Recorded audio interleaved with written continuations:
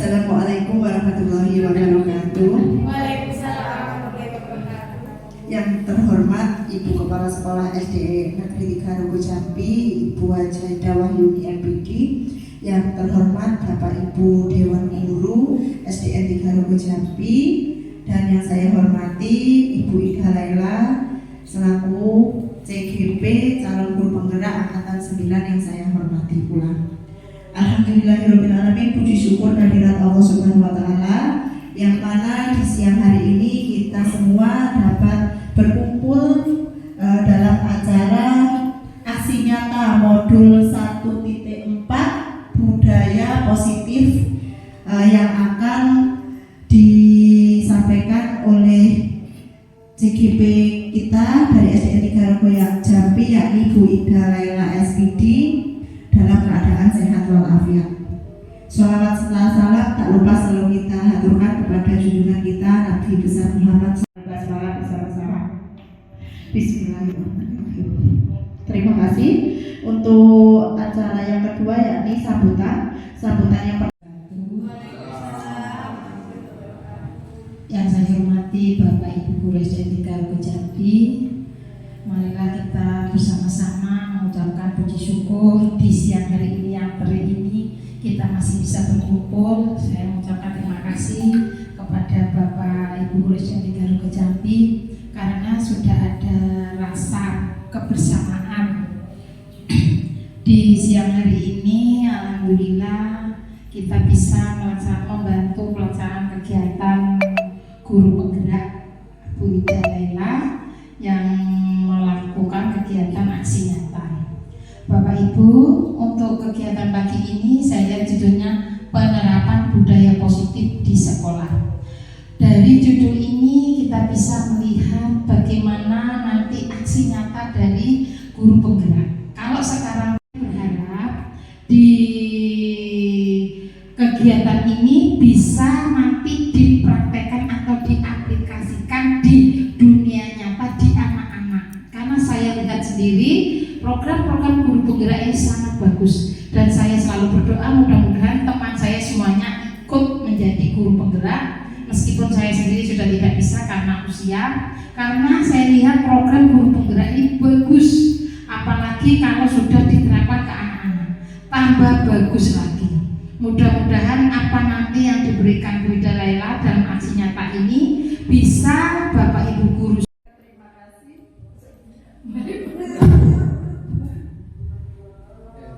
Disampaikan terima kasih.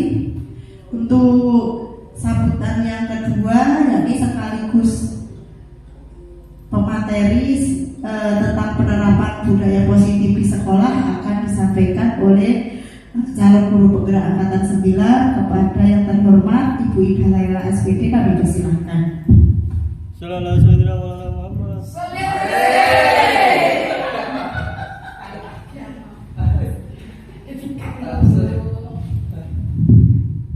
Terima kasih.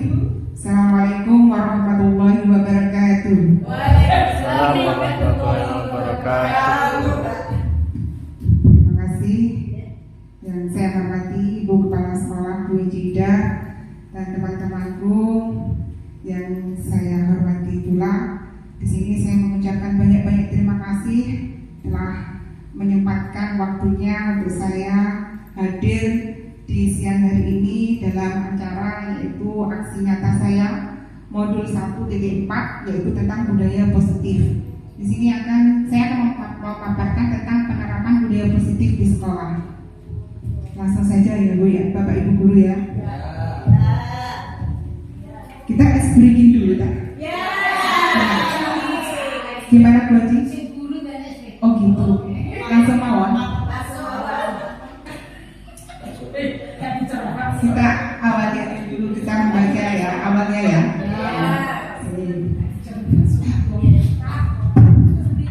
Kita di sini sama-sama belajar ya Bapak Ibu guru. Saya juga masih belajar dalam modul 1.4 ini. Saya sangat antusias sekali karena menyangkut tentang budaya positif di sekolah. Nah sini yaitu tentang penerapan budaya positif di sekolah. Penerapan itu juga termasuk biasanya kalau teman-teman yang lainnya menggunakan diseminasi. Diseminasi juga termasuk penerapan yang kita harapkan dapat kita terapkan di sekolah. Itu.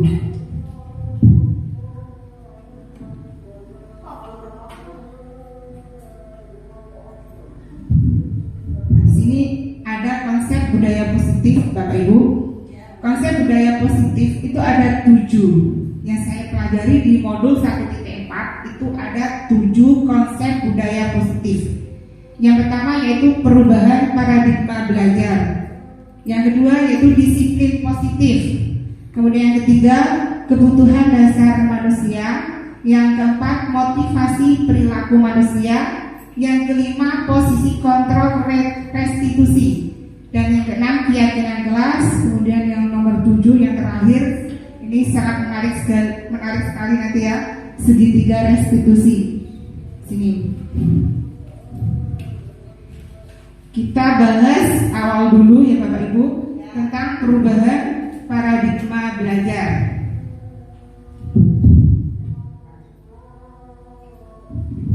Apa sih paradigma baru, pembelajaran dengan paradigma baru? Yaitu di sini saya menyimpulkan dalam modul 1.4 yaitu pembelajaran dengan paradigma baru, yaitu pembelajaran dengan dirancang berdasarkan prinsip pembelajaran terdiferensiasi, sehingga setiap siswa belajar sesuai dengan kebutuhan dari tahap perkembangannya untuk mewujudkan profil pelajar Pancasila.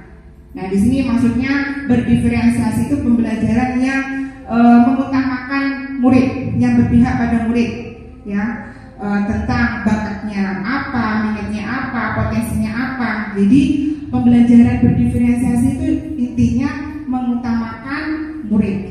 Jadi murid itu maunya apa, sesuai bakatnya. Kita buat RPP-nya sesuai RPP berdiferensiasi itu biasanya ya. Itu kalau di RPP berdiferensiasi itu kita ada audio, visual, kinestetik ya. Jadi sesuai dari bakat anak-anak, minat anak-anak. Ya Bapak Ibu ya. Ya. Terus tahapan perkembangan untuk mewujudkan profil pelajar Pancasila. Nah di situ pembelajarannya yaitu mengutamakan untuk mewujudkan profil pelajar Pancasila. Apa sih profil pelajar Pancasila itu Bapak Ibu? Ada yang tahu? Oke, kita nyanyi bersama-sama ya. Profil pelajar Pancasila, ada yang sudah tahu? Bu Yuni tahu? Oke, sama-sama ya. Kita baru belajar dari malam juga sama-sama ya. Biar sambil hafal. Apa sih profil pelajar Pancasila itu ada 6 dimensi ya Bapak Ibu ya. Yaitu pertama, sama-sama belajar.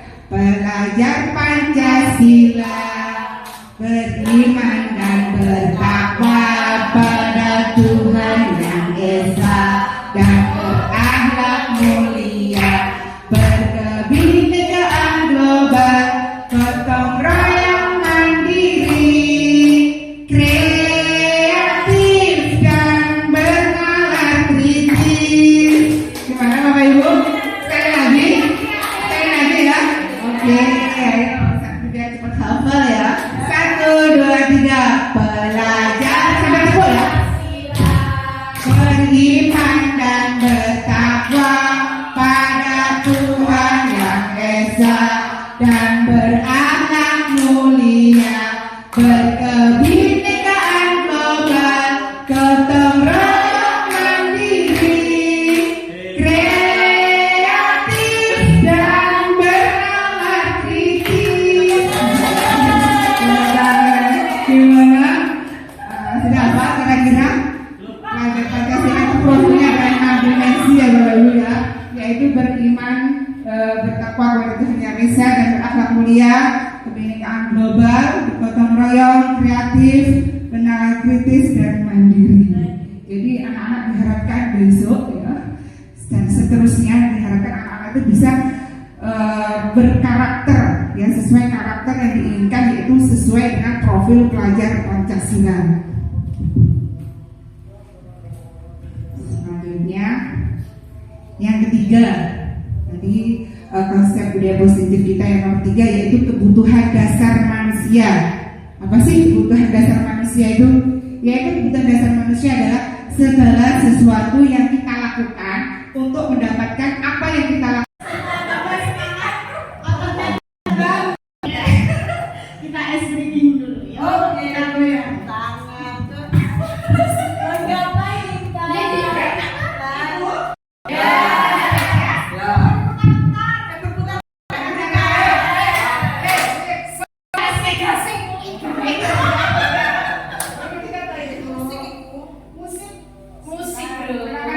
Oke, siap.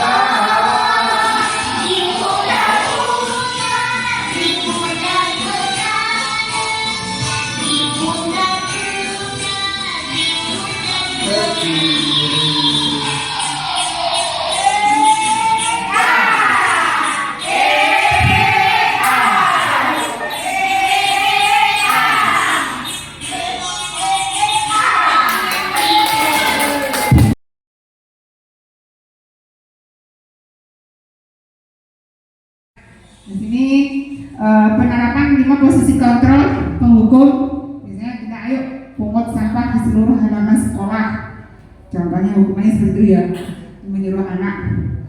Kemudian membuat rasa bersalah. Contohnya berapa kali harus ibu guru memperingatkan kamu dan siswa lain. Bu guru sangat kecewa dengan perlakuan kamu. Itu membuat rasa bersalah. Kemudian kalau teman, ayolah buang sampah jangan sembarangan nak.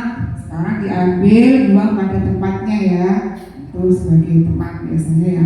Kemudian pemantau, kamu sudah membuang sampah sembarangan. Peraturan di sekolah kita bagaimana dan apa konsekuensinya? Kemudian manajerial, apakah kamu tahu kesalahanmu? Kira-kira bagaimana kamu akan memperbaiki kesalahan ini? Nah, itu contoh dari penerapan 5 posisi kontrol.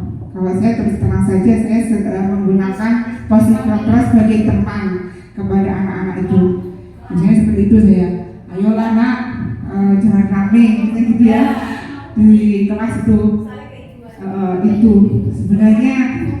sebenarnya yang lebih bagus itu ya Bapak Ibu guru manajer.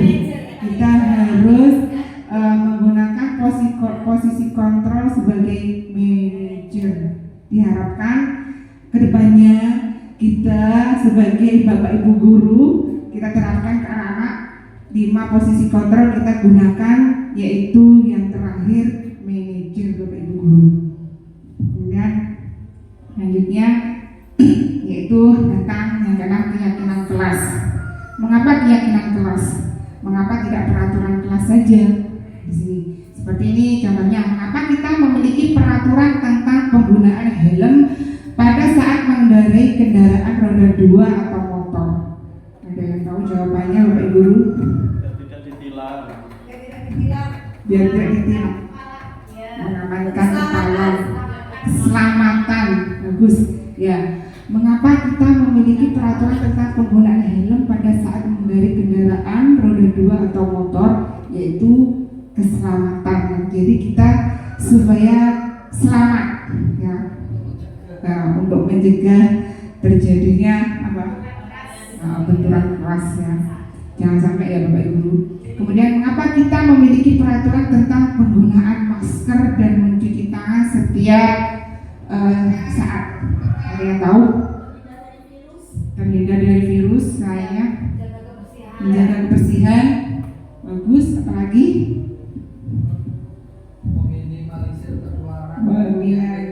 Meminimalisir pengeluaran penyakit, berarti apa? Kesehatan, ya. Kita harus menjaga kesehatan, Bapak Ibu Guru, ya. Yang terakhir, ini kegiatan membuat keyakinan kelas.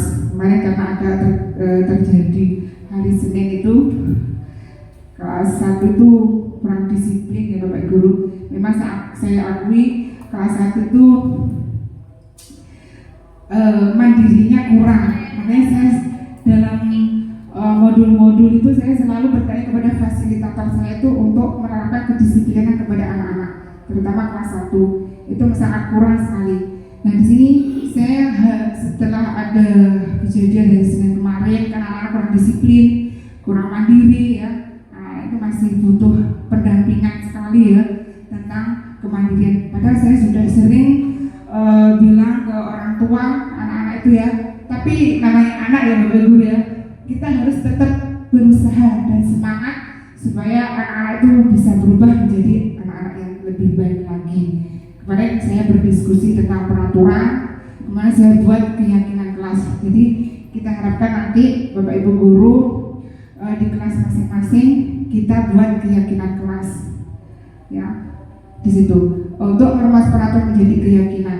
Karena peraturan itu seperti dilarang, apa contoh peraturan itu Bapak Guru, ada yang tahu?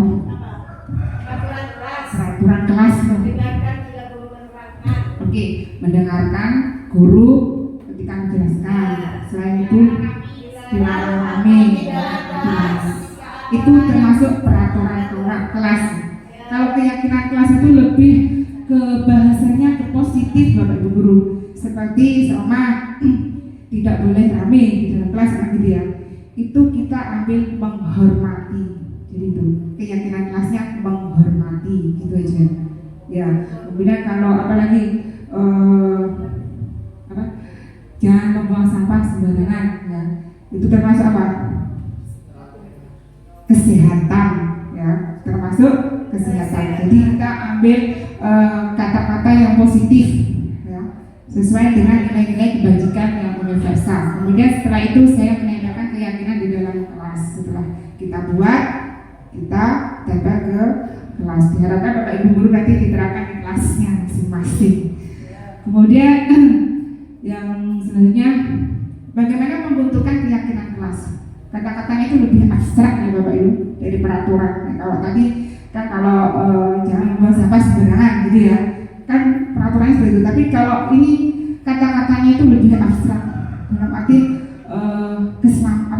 kesehatan, gitu ya, kebersihan, gitu aja caranya. Kemudian berupa pernyataan universal, gitu tadi. Jadi kata-katanya dengan bahasa yang positif, dibuat dalam bentuk positif. Kemudian sesuai dengan kondisi kelas dan sekolah agar mudah diterapkan. Jadi sesuai dengan kelas kita saja. Biasanya itu nggak usah banyak-banyak Bapak Ibu, ya. Yang penting anak-anak itu mau melakukannya. Kemudian melibatkan semua warga kelas dan sekolah. Itu. Lanjut, terus segitiga restitusi yang terakhir Bapak Ibu Guru. Di sini segitiga restitusi itu ada 3 tahapan. Pertama, menstabilkan identitas. Kita semua akan melakukan hal terbaik yang kita bisa lakukan. Kemudian validasi tindakan yang salah. Semua perilaku memiliki alasan. Kemudian menanyakan keyakinan yang terakhir. Kita semua memiliki motivasi internal. Di sini ada segitiga restitusi. Apa sih segitiga restitusi? Ya, nanti saya putarkan videonya Bapak Ibu Guru, ya, biar lihat sendiri. Langsung, ya. Dan lebih praktisi pembelajaran dari Bapak Ibu Guru tentang contoh penerapan segitiga restitusi. Salam dan bahagia. Bisa disimak Bapak Ibu Guru ya. Guru hebat. Pada video kali ini kita akan membahas tentang salah satu program disiplin positif yang diterapkan di lingkungan sekolah yang dikenal dengan nama restitusi.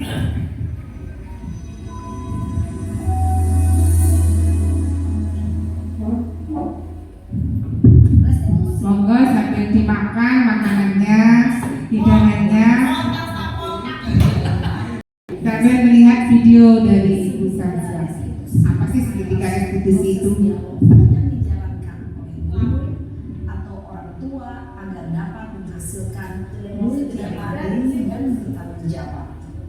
Pada saat guru di posisi manajer, aspek yang dikembangkan pada murid adalah motivasi intrinsik, sehingga penanaman nilai-nilai kebajikan dapat tumbuh dan berkembang menjadi suatu kebiasaan positif yang akhirnya membentuk karakter murid.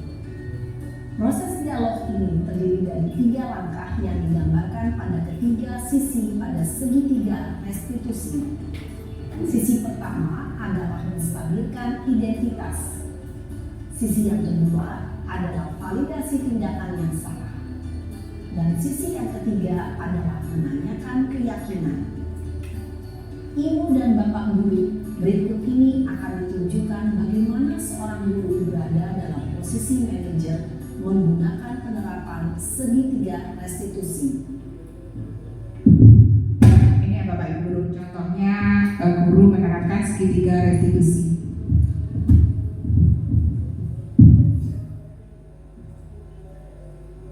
Siang Sarah. Siap Pak. Sudah lama nggak ketemu Sarah? Kenapa hari ini ada di sini? Kesel Pak, kesel banget. Masa aku dikatain tukang fitnah Pak? Ya aku marah lah. Aku balik ngatain Eka di depan kelas. Kesel banget. Oh begitu. Ya pasti kamu marah dan kesal. Bapak juga akan marah apabila ada yang menuduh Bapak seperti itu. Kemudian pada saat itu kamu mau melakukan apa? Ya saya langsung ngatain Eka lah Pak. Kesel banget. Saya bentak-bentak dia di depan teman-teman lain. Oh begitu. Pasti kamu melakukan seperti itu karena suatu alasan tertentu bukan? Iyalah, saya diam saja Pak.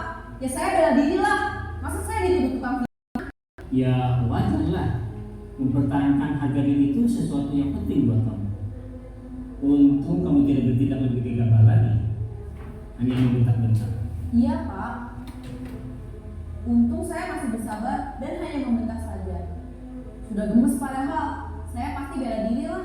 Ya pasti ya. Tapi kamu memilih untuk tetap bertahan dan bersabar. Kamu memilih untuk tidak berbuat lebih parah lagi bukan? Iya.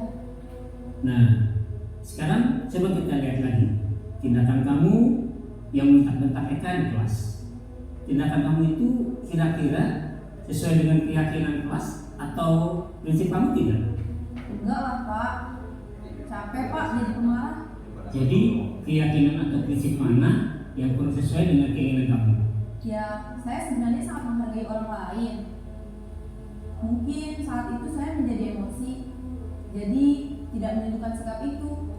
Kamu meyakini tidak? Menghargai orang lain itu penting buat kamu. Yakinlah Pak. Iya, setuju. Kita harus saling menghargai. Namun ada juga keyakinan yang kita sepakati yang perlu kita jalankan apabila kita sedang marah, kan? Ya, saya bisa lebih proaktif, mulai dengan diri sendiri. Saya bisa jadi lebih bersabar, mengambil waktu jeda untuk berpikir mau apa selanjutnya. Kira-kira kamu bersedia memperbaiki masalah ini tidak? Bersedia Pak. Kalau kamu memperbaiki masalah ini, kamu akan menjadi orang seperti apa? Saya akan menjadi orang yang bertanggung jawab kali ya Pak. Dan senantiasa proaktif. Iya, menurut kamu bagaimana rasanya menjadi orang seperti itu? Ya nyaman lah, bangga bisa bersabar dan menahan diri. Baiklah kalau begitu. Yuk kita pikirkan bagaimana memperbaiki masalah ini.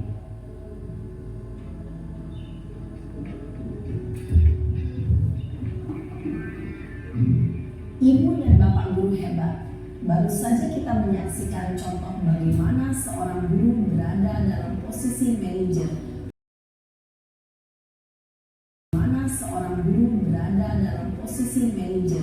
menggunakan penerapan segitiga restitusi. Mari kita bahas satu persatu. Pada sisi pertama, menstabilkan identitas berdasarkan pada prinsip bahwa membuat kesalahan adalah bagian dari proses pembelajaran. Sisi pertama dari segitiga ini berperan menggeser identitas murid dari identitas gagal ke identitas sukses. Murid yang sedang bertingkah laku yang tidak pantas atau menarik diri saat itu sedang mengalami identitas gagal. Bila kita mengkritiknya, maka posisinya tidak akan berubah. Kita bisa mengajukan pernyataan-pernyataan ini. 1. Membuat kesalahan sesuatu yang wajar. 2. Manusia tidak ada yang sempurna. 3. Kita bisa memperbaiki masalah ini. 4. Saya tidak menanyakan kesalahannya. Saya lebih fokus bagaimana memperbaiki masalah ini. 5. Apakah saat ini kamu tengah menjadi orang yang baik untuk dirimu sendiri? Pada sisi kedua, validasi tindakan yang salah berlandaskan pada prinsip bahwa setiap perilaku berupaya memenuhi suatu kebutuhan tertentu. Murid yang telah memahami teori kontrol akan bergeser dari pemikiran stimulus respon menjadi proaktif dan mencoba untuk mengenali tujuan dari perilaku murid, mengenali dan mengakui kebutuhan murid ini dapat memperbaiki hubungan dengan murid tersebut. Pernyataan atau pertanyaan bisa disampaikan dengan nada suara tidak menghakimi atau memojokkan, sehingga dapat mengembalikan murid pada posisi positif. 1. Kamu bisa saja bertindak lebih gegabah lagi dari ini. 2. Kamu bukan melakukannya tanpa suatu alasan tertentu. 3. Kamu melakukannya karena mempertahankan sesuatu yang penting bagimu. 4. Mungkin kamu bisa mempelajari suatu perilaku baru yang lebih efektif. Bersediakah kamu mempelajarinya? Selanjutnya, kita akan simak sisi terakhir, yaitu menanyakan keyakinan. Teori kontrol menyatakan bahwa pada dasarnya kita termotivasi secara intrinsik. Pada saat perilaku yang salah telah divalidasi dan identitas sukses telah stabil, maka murid telah siap mengaitkan keyakinan-keyakinannya dengan tindakannya yang salah, dan pemikirannya telah bergeser ingin menjadi orang yang dituju. Pertanyaan-pertanyaan ini dapat mengaitkan keyakinan-keyakinan yang dianut murid. 1. Sebagai keluarga atau kelas, apa yang kita yakini? 2. Nilai-nilai apa yang telah kita sepakati? 3. Seperti apa gambaran sebuah kelas yang ideal bagi kami? 4. Kamu ingin menjadi orang seperti apa?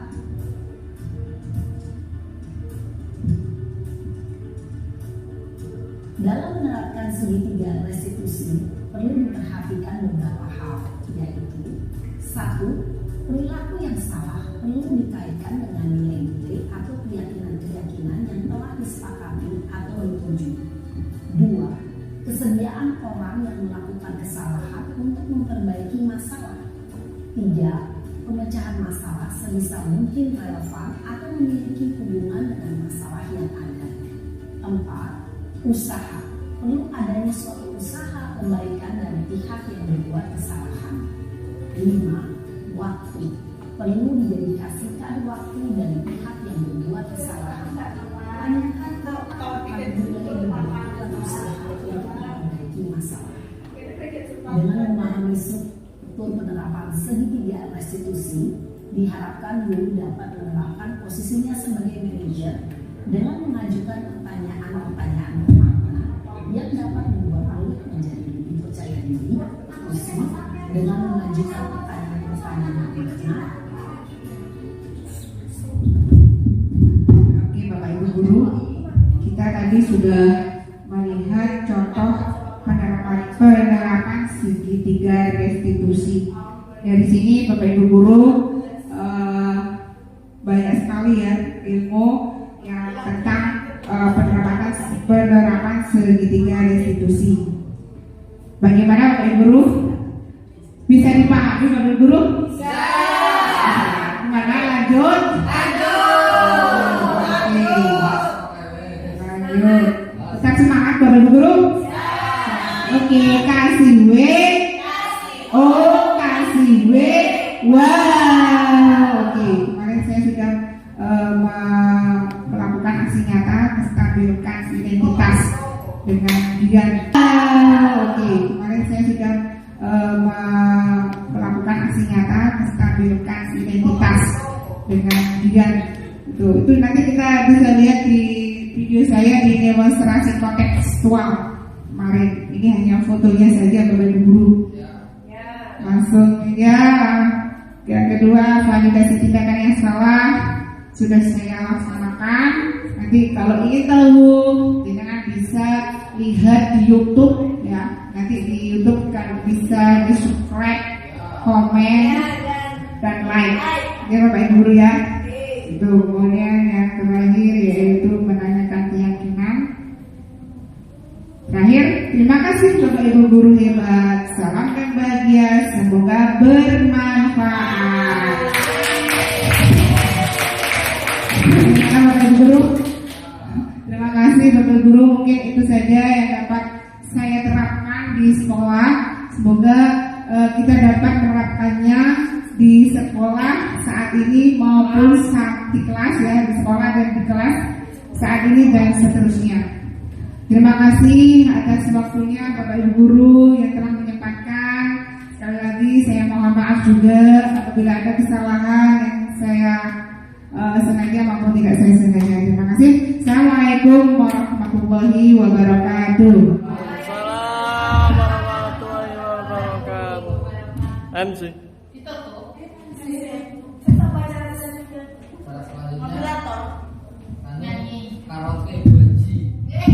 Baik Bapak Ibu, terima kasih. Mungkin ada yang ditanyakan, ada pertanyaan.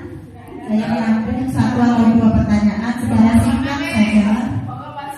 Monggo Pak Sur. Satu saja guys, secara singkat monggo. Kan tadi ada yang pertama tadi apa Bu? Restitusi. Menstabilkan identitas. Kemudian yang kedua apa?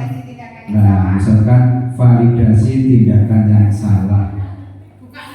Jika ada siswa yang melanggar disiplin, validasi tindakan yang salah itu implementasinya itu bagaimana? Bagi misalkan untuk anak yang bukan, untuk anak SD yang katakan pemahamannya terhadap diri masih kurang. Kalau mungkin tadi anak SMA dikatakan ditanyakan seperti itu bisa paham mungkin dengan adanya dialog. Untuk anak SD kira-kira mengimplementasikannya gimana kira-kira? Demikian. Mau menjawab Bapak Ibu guru? Ini ya Pak, kalau menurut pemahaman saya tentang kalau anak SD ya, kan awalnya kita menstabilkan identitas dulu, kita menanyakan kenapa sih alasannya kamu beban itu. Nah pasti kan dia akan menjawab kesalahannya, karena saya bosan Bu, karena saya ingin main-main aja Bu. Nah, itu termasuk validasi tindakan. Seperti itu, menurut kamu itu perbuatan salah apa tidak? Kan gitu ya, kita tanya dulu ya, diarahkan seperti itu. Kan pasti mereka sudah tahu salah Pak, ya, kan termasuk validasi tindakan yang salah. Berarti kan kamu sudah tahu itu salah, iya kan? Nah, jangan diulangi lagi, kan seperti itu Pak. Biasanya kalau anak kecil itu pasti jauhnya seperti itu. Terus kemudian kan kita sudah buat keyakinan kelas kan. Nah, kalau keyakinan kelas itu apa? Coba tidak mengulang apa? Tidak berbuat seperti itu. Berarti kita seharusnya bagaimana? Gimana? Itu tadi Pak, mengingkari keyakinan kelas. Nah, itu perbuatan yang baik atau tidak? Kita tanyakan seperti itu. Kalau anak SD selalu tanya gitu. Pasti mereka akan menjawab tidak sesuai dengan keyakinan kelas. Nah, sekarang kan kamu tidak melakukan sesuai dengan keyakinan kelas. Sebenarnya kamu harus memperbaikinya. Bagaimana cara kamu untuk memperbaikinya? Seperti gitu ya. Pasti dia akan menjawab, tidak akan mengulangi lagi Pak perbuatan seperti itu. Kan seperti itu Pak? Jawabnya seperti itu pasti. Gimana Pak? Iya jawabannya, tapi prakteknya untuk anak-anak kan beda dengan yang katakan yang tadi katakan yang sudah punya pemahaman anak SMP SMA semacam itu. Kalau anak SD, ya iya yang dikatakan itu, tapi implementasinya kan biasanya tetap terulang lagi.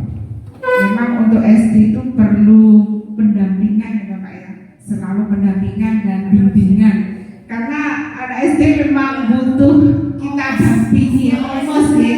Jadi nggak kayak anak SMP SMA kan sudah tahu dan sudah paham, ya itu ya sudah paham. Tapi kalau anak SD kita serahkan ke guru GPK. Jadi memang itu tadi tetap kita dampingi, walaupun anaknya nggak paham, ya ini kita bimbing biar anak itu paham kesalahannya itu apa. Kita terus bertanya ke anak-anak, jangan bosan-bosan untuk selalu menanyakan ke anak-anak kesalahannya. Jadi kan anak itu akhirnya tahu dan paham tentang kesalahannya, begitu Pak. Menurut saya mungkin seperti itu Pak. Ada tambahin, monggo Bapak Bu Haji. Terima kasih. Bagaimana kalau tadi itu adakan keyakinan keras? Itu kalau ini nambahin untuk membuat anak itu selalu ingat atau dalam tanda kutip tidak jerah, kita buat hukumannya apa? Ya ada hukuman jatuh. Jadi konsekuensi. Kalau melanggar konsekuensinya apa? Dari situ nanti anak-anak biar belajar. Kalau saya melanggar seperti ini, konsekuensinya ini. Kalau ini, mungkin itu salah satu untuk membuat anak itu lebih jerah atau paling tidak tahu mana yang boleh saya lakukan dan mana yang tidak. Kalau anak SD itu tadi sebagai guru itu kudu omes, kudu yang namanya karena guru kelas harus teliti, harus lebih teliti, lebih omes, dan jangan sampai anak itu dihiraukan. Padahal kalau ngajar SMA itu lebih sulit, betul lebih sulit karena anak sudah mengerti, bahkan ada melawan dan sebagainya. Untung kita masih ngajar SD, anak masih takut pada gurunya. Kalau sudah SMP, SMA, saya dengar sendiri guru-guru SD, SMP, SMA itu lebih kerepotan karena sudah satu jawab sudah. Kalau untuk anak SD seperti yang Bu Ida lakukan tadi, keyakinan keras bagus, tetapi harus ada ditambah lagi konsekuensinya. Jadi anak membuat keyakinan kelas sendiri, peraturan kelas sendiri, dan konsekuensinya sendiri. Bisa-bisa kalau yang melanggar nanti temannya juga akan menghukum atau mengingatkan. Melanggar berarti nanti konsekuensinya ini dan sebagainya. Sekian Bu, terima kasih. Mungkin yang lainnya. Terima kasih Bu Haji, sangat bagus sekali, luar biasa. Mungkin ada yang menambahi lagi, monggo. Satu lagi mungkin. Bu Titis tuh. Selain konsekuensi yang mana? Beri contoh buat Bu Rika. Monggo, coba bisa menanggapi, memberikan contoh seperti apa Bu Rika? Misalnya, saya menanggapi pertanyaan Pak Suradi tadi, misalnya memberikan contoh kepada anak itu. Kalau kita, contohnya ya, kalau kita misalnya pas waktu pelajaran anak itu lari-lari mungkin di kelas, contohnya itu bisa jatuh misalnya. Nah itu contoh kalau kamu tidak melakukan kedisiplinan dalam melakukan peraturan atau keyakinan dalam kelas seperti itu merupakan satu contoh untuk anak-anak agar mereka tidak melanggar lagi keyakinan di dalam kelas itu. Mungkin seperti itu. Bahasa kasarnya banget. Terima kasih Bu Rika, jawabannya sangat luar biasa. Terima kasih, sudah ya, cukup ya. Monggo Ibu jadi. Baik, terima kasih. Jadi kesimpulannya itu tadi ya, bagaimana anak menerapkan ke anak untuk penerapan yang segitiga Bermuda. institusi